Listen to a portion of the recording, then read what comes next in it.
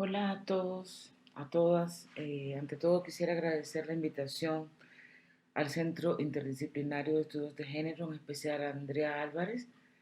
por la invitación y por permitirme llegar a través de este medio a ustedes. Lamentablemente no voy a poder estar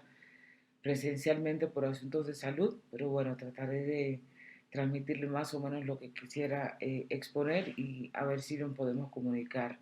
el día de la conferencia. El hilo conductor de esta presentación será mi activismo, mi experiencia y mi pensamiento como feminista autónoma, antirracista, lesbiana, feminista y decolonial, y mi experiencia como una académica que se propone promover pensamiento crítico. Para abordar el contenido del título que me propuse, que es los aportes de las mujeres afros de la identidad a la imbricación de opresiones, un análisis decolonial. A partir de ahí, pues situaré una experiencia muy importante en República Dominicana y va a ser como mi punto de partida. A finales de los años 80, pasando por mi posicionamiento como lesbiana feminista para luego llegar a mi posicionamiento como feminista decolonial y a partir de ahí, pues hacer un análisis de lo que significa esta propuesta y lo que nos puede ayudar a la transformación social, no solamente a las mujeres afros, sino a todos sujetos y sujetas que no pensemos que es necesario transformar el mundo. A finales de los años 80 e inicios de los años 90 surgió un grupo de mujeres negras en República Dominicana interesadas en abordar el racismo y el sexismo como una reivindicación política. Quienes constituimos la Casa por la Identidad de las Mujeres Negras en un principio, luego le llamamos la Casa por la Identidad de las Mujeres Afros. Esta experiencia fue de las pioneras en toda la región, además de ser las principales responsables de organizar el primer encuentro de mujeres negras latinoamericanas y caribeñas y también impulsar lo que fue la red de mujeres afrolatinas y afrocaribeñas en 1992. En varios trabajos, tratando de sistematizar una investigación que realicé en 3 grupos de mujeres afros en Honduras, Brasil y República Dominicana, abordé diferentes momentos de la acción política de este movimiento y lo dividí en 3. El primer momento lo llamé la definición de una política de identidad. Allí analicé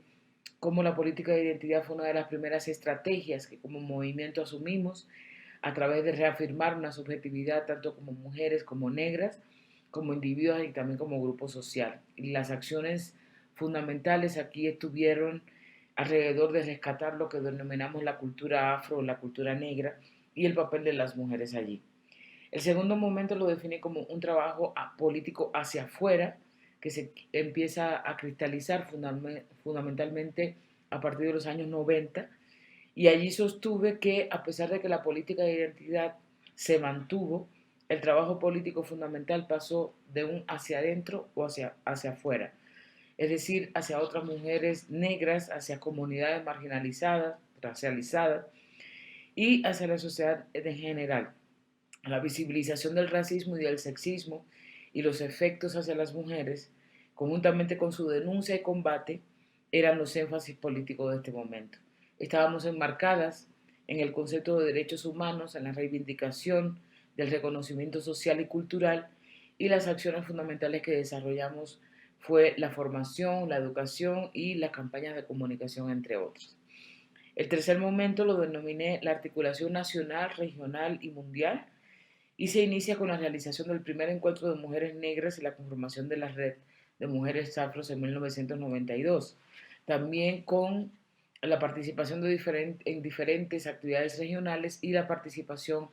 en algunas conferencias mundiales como fue la conferencia de Beijing y la conferencia contra el racismo.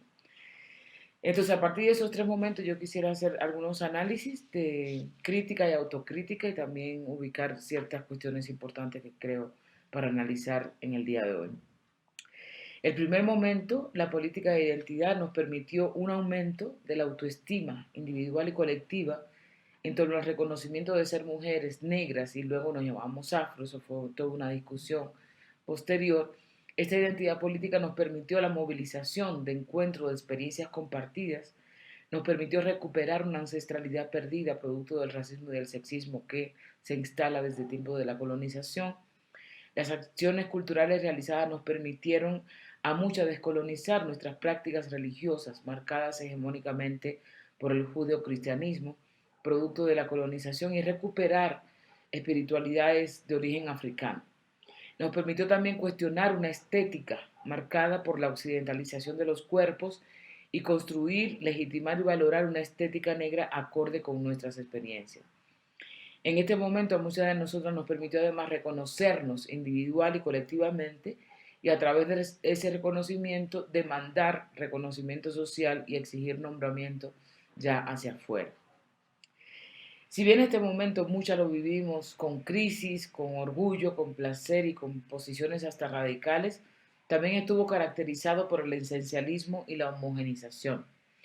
Asumíamos que todas éramos iguales, exactamente el mismo error político que le criticamos al feminismo blanco.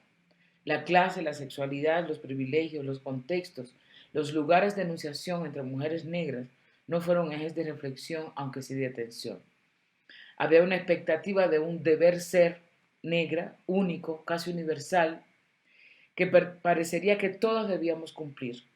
La no reflexión en torno a nuestras diferencias no nos ayudó mucho a complejizar nuestras posiciones en el mundo y a los proyectos sociales y políticos a los que nos adscribíamos, fundamentalmente porque nos centramos en el tema de la identidad negra y luego de mujeres. El segundo momento, el trabajo hacia afuera, si bien no desplazó la política de identidad, como ya dije,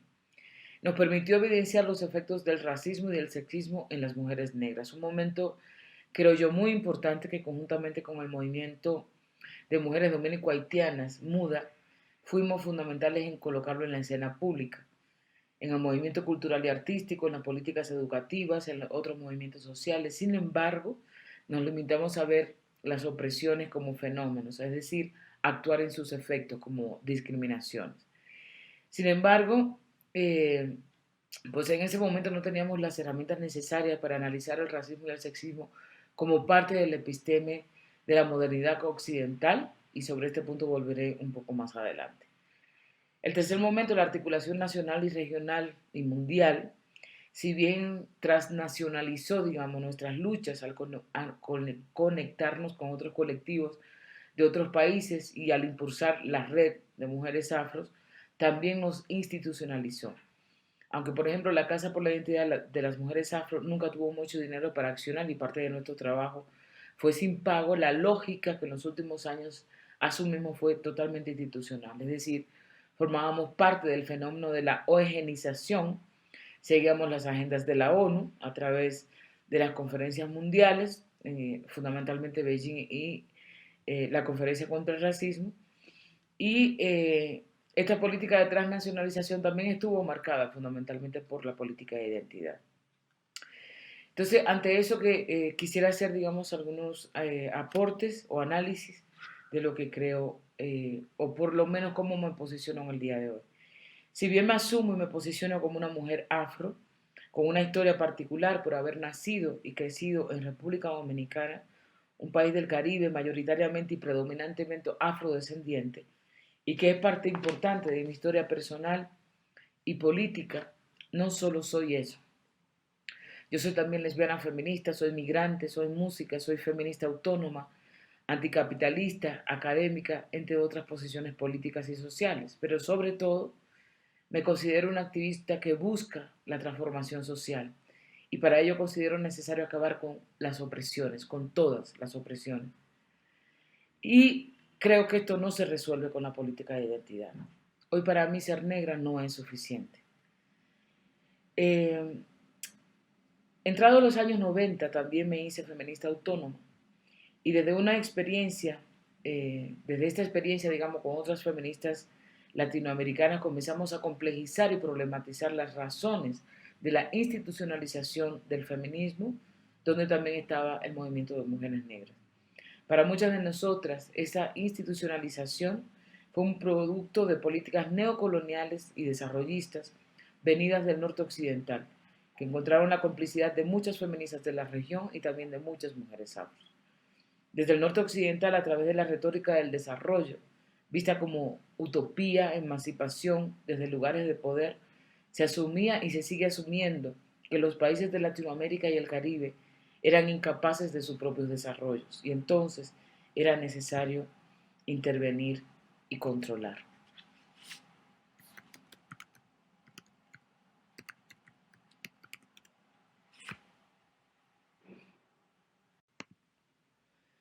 Para entender lo que estoy planteando es necesario contextualizar la década de los 90 y sus efectos al día de hoy. La década de los 90 marcó el fortalecimiento del neoliberalismo, que colocó al mercado y la economía como centros de la vida social y al capital financiero como centro del mercado a nivel transnacional. Y esto se hizo fundamentalmente a través de implementar todo lo que fue la política de ajuste estructural. Estas políticas promovidas por el Banco Mundial y el Fondo Monetario Internacional promovían que los pueblos latinoamericanos y caribeños vivirían una etapa de crecimiento económico con equidad, pero la realidad fue muy distinta. Los niveles de pobreza cada vez fueron creciendo en nuestros pueblos hasta el día de hoy. Desde esta década, la democracia se convierte en un mecanismo de selección de gobernantes que administran el sistema político con criterios de mercado, al tiempo que se abren procesos para la participación ciudadana. A la par de este endurecimiento económico derivado de la doctrina neoliberal e impuesto por medio de planes de ajuste estructural, hay un cierto ablandamiento político, una especie de reorganización entre los equilibrios y política y economía. Por otro lado, en esta misma década se implementa o más bien se desarrolla la política del multiculturalismo liberal desde los estados, cuando se empieza desde las luchas indígenas y negras a cuestionar el estado homogéneo basado en la ideología del mestizaje y a partir de ahí ya se reconocen los estados, naciones multiculturales que muchas constituciones de América Latina y el Caribe pues se reconocen como tal. Lo que muchas planteamos es que ese multiculturalismo sí reconoce la diversidad cultural, sin embargo las desigualdades que implica las opresiones como el racismo, el sexismo, etcétera, no desaparecen, al contrario, aumentan. Entonces, es en este contexto que se desarrollan las conferencias mundiales de la ONU y sus políticas dirigidas a la participación ciudadana. Se debía promover una supuesta participación ciudadana para limitar las acciones de protesta en la región y para lograr cierta estabilidad política para garantizar la entrada perfecta del neoliberalismo. Así muchas y muchas creyeron y muchos creyeron que participando en las conferencias de la ONU a través de sus necesarias redes representativas, como por ejemplo lo hizo la Red de Mujeres Afros, era la manera de incidir en los gobiernos para promover ciertas políticas sociales con equidad. Para muchos movimientos como el feminista, el de Mujeres Afros, eso generó más dependencia económica, ideológica y obviamente política de la ONU y de la cooperación internacional al desarrollo, por tanto, menos autonomía, burocratización, jerarquización y sobre todo mucha complicidad con estas políticas. En esta década también, como lesbiana feminista, había politizado el deseo. Había ya hace mucho tiempo asumido que ser lesbiana, que desea y se acuesta con mujeres, es un acto en sí transgresor. Es un acto político frente a la heterosexualidad obligatoria. Sin embargo, por muchos años lo había asumido como una identidad. A partir de los aportes teóricos políticos del lesbianismo feminista, comprendí que la heterosexualidad es un régimen político que trasciende las experiencias sexuales, aunque las incluya. Se trata de un régimen que actúa en todas las relaciones sociales y que tiene que ver con los efectos del colonialismo y la modernidad occidental. Por ejemplo, en la nuclearización de la familia, en las concepciones y expectativas que se tienen en torno a lo que debe ser una mujer y un hombre, en el binarismo sexual que sustenta la ideología de la diferencia sexual, en la apropiación y explotación de los cuerpos y la fuerza del trabajo de las mujeres, sean estas o no lesbianas, y más aún en aquellas que son racializadas como negras y como indígenas. Desde estos análisis comencé a entender la relación entre el racismo y el sexismo y el clasismo con el régimen heterosexual. Y para lograr al punto en el que estoy hoy fueron fundamentales precisamente los aportes teóricos y políticos de las feministas y lesbianas negras, aquellas que constituyeron el Black Feminism de Estados Unidos y de Gran Bretaña y feministas negras de América Latina y el Caribe, quienes muy tempranamente, a partir de los años 70,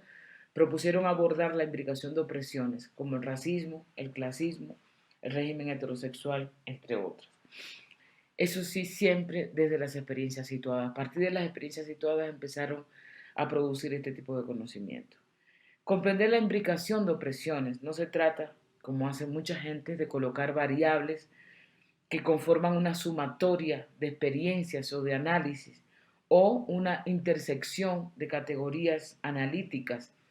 como se podría entender desde el concepto de interseccionalidad, que algunas de nosotras pensamos que es bastante institucional y bastante liberal, sino que pensar la imbricación de opresiones se trata de entender cómo estas experiencias han atravesado históricamente nuestra región, desde el colonialismo hasta la colonialidad contemporánea, y cómo se ha expresado esto en ciertos sujetos que no han tenido privilegios de raza, de clase, de sexo y sexualidad. En los últimos años han sido también fundamentales los aportes de pensadores latinoamericanos y caribeños críticos ligados a lo que se ha denominado la teoría decolonial o el proyecto decolonial, quienes desde el concepto de colonialidad proponen una nueva comprensión para nuestras experiencias como latinoamericanos y latinoamericanas, caribeños, caribeñas, que implica una relectura de la historia, nuevas filosofías, nuevas epistemologías que ayudan a una acción política más descolonizadora y transformadora. Desde esta comprensión se entiende que la modernidad, que con el fin del colonialismo como constitución geopolítica y geohistórica, la modernidad occidental europea, la división internacional del trabajo entre centros y periferias, así como la jerarquización étnico-racial de las poblaciones y la formación de los estados nacionales en la periferia no se transformó significativamente. Al contrario, lo que ha ocurrido es una transición del colonialismo moderno a una colonialidad global. Esta colonialidad global ha sido posible, digamos, gracias a instituciones del capital global como el Fondo Monetario Internacional, el Banco Mundial, así como organizaciones militares como la OTAN, la Agencia de Inteligencia, el Pentágono, y agregaría yo también la cooperación internacional del norte. Desde esta comprensión, Ramón Grossfogel propone que estamos frente a una especie de sistema mundo europeo, euronorteamericano, capitalista, patriarcal, moderno, colonial. Y yo agregaría también heterosexual. Todo ello ha conllevado hasta nuestros días lo que algunas y algunos ya sabemos que ha propuesto Aníbal Quijano, la colonialidad del poder, que ha significado relaciones sociales de explotación, dominación, conflicto en torno a la disputa por el control y el dominio del trabajo y sus productos, la naturaleza y sus recursos de producción, el sexo y sus productos, la reproducción de la especie, la subjetividad de sus productos materiales e intersubjetivos, incluyendo el conocimiento y la autoridad y sus mecanismos de coerción. Para Quijano, esta colonialidad ha estado sustentada en la construcción, en la idea de raza. Sin embargo, muchas, entre ellas María Lugones, hemos dicho también que también esta colonialidad ha estado basada en la lógica del género, binario, heterosexual y moderno, que inclusive la misma teoría feminista ha reproducido en ese sentido.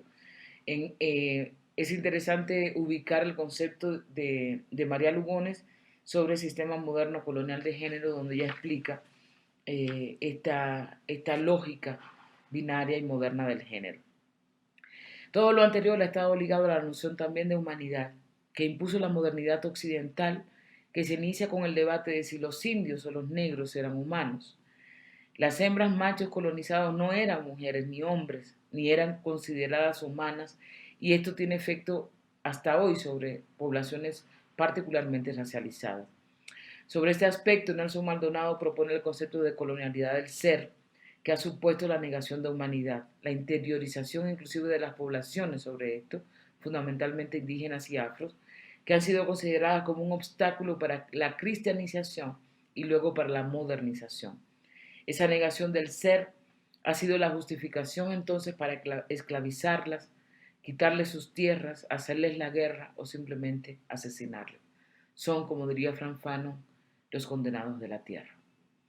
La modernidad occidental eurocéntrica también generó una colonialidad del saber, un tipo de racionalidad técnico-científica, epistemológica que se asume como el modelo válido de producción del conocimiento.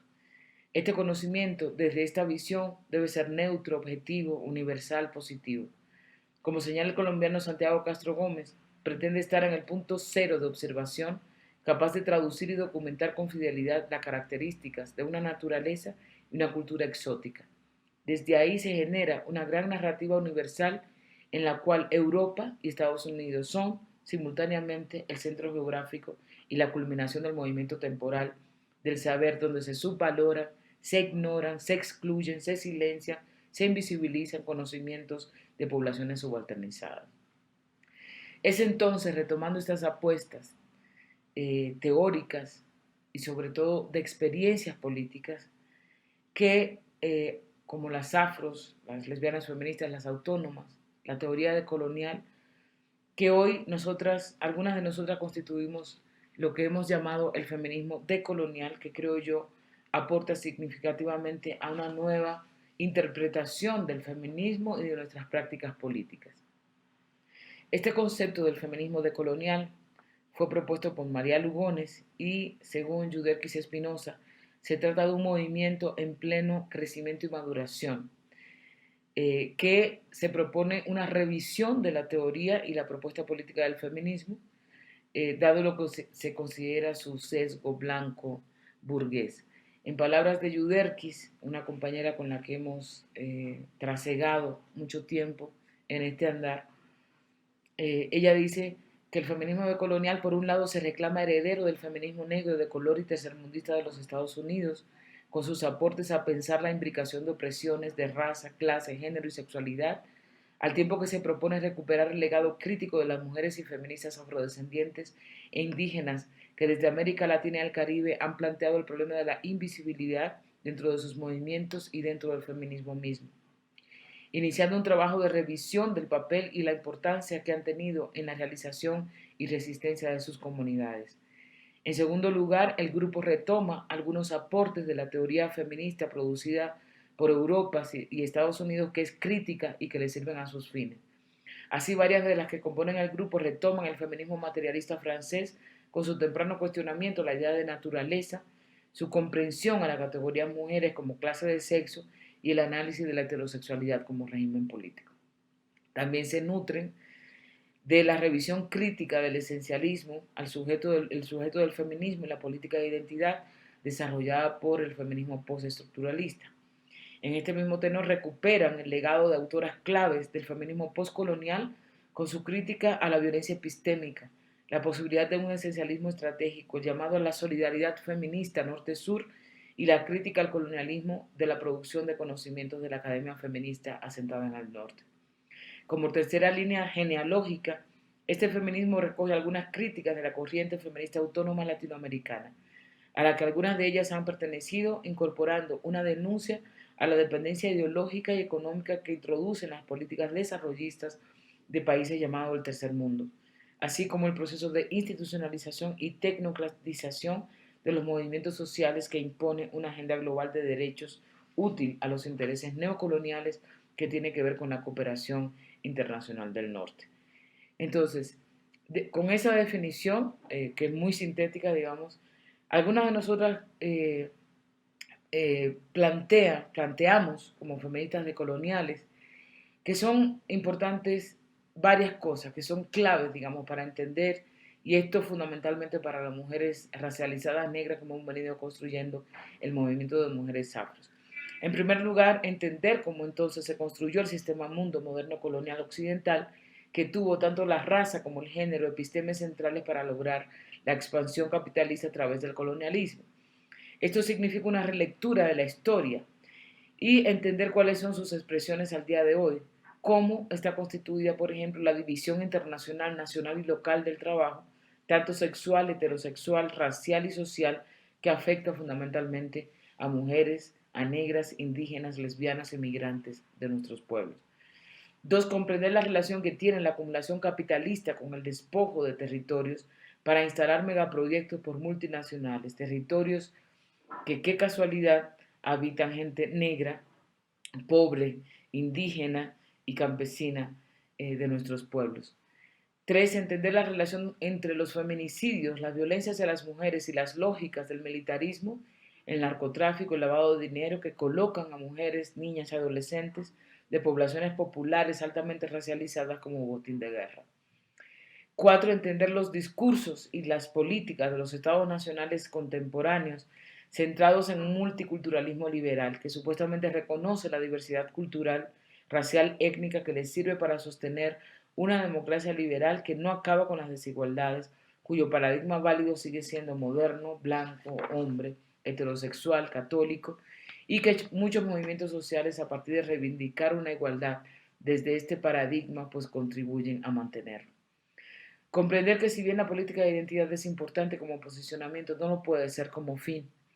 Todo proyecto de transformación social, desde nuestra perspectiva, debe ser por proyectos que derriben las opresiones. Y aquí es importante hacer alianzas políticas con diferentes movimientos que se propongan también acabar con las opresiones. Nuestras realidades no solo están marcadas por ser negras, están marcadas por los efectos de la flexibilidad laboral, por los efectos del consumismo, por los efectos de diferentes violencias, por políticas globales, al igual que locales que nos colocan en situaciones de precariedad. Y por lo anterior pienso que son necesarias cuestiones también fundamentales. Uno, el estudio sistemático de cómo funciona este modelo. Y esto supone entender, digamos, cómo es que se articulan, cómo se imbrican las opresiones, desde también epistemologías otras que se han producido bastante en Latinoamérica y el Caribe que nos permitan tener también otro tipo de interpretación sobre esta realidad, ¿no? Y yo creo que aquí saberes subalternizados que nunca se les ha reconocido su saber son sumamente importantes porque parten fundamentalmente de la experiencia. 2, yo creo que sigue siendo necesario fortalecer la autonomía de los movimientos que salgan fuera de la lógica de las políticas globales de la ONU, del Banco Mundial, etcétera, y también de instituciones locales de nuestros países que inciden y de alguna manera condicionan la política de los movimientos sociales y pierden y hacen perder su radicalidad. Y por último, fortalecer las alianzas transnacionales desde movimientos sociales críticos.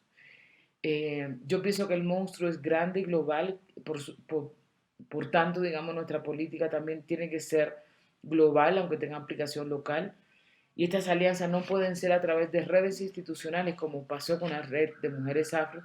que se pasean por los grandes hoteles y que asumen la representación de los movimientos, sino que debe ser desde la solidaridad internacional, desde sujetos y sujetas subalternizadas que permita fortalecer nuestras luchas y nuestras apuestas. Muchas gracias y espero que esto sirva, digamos, para promover una buena reflexión sobre todo esto.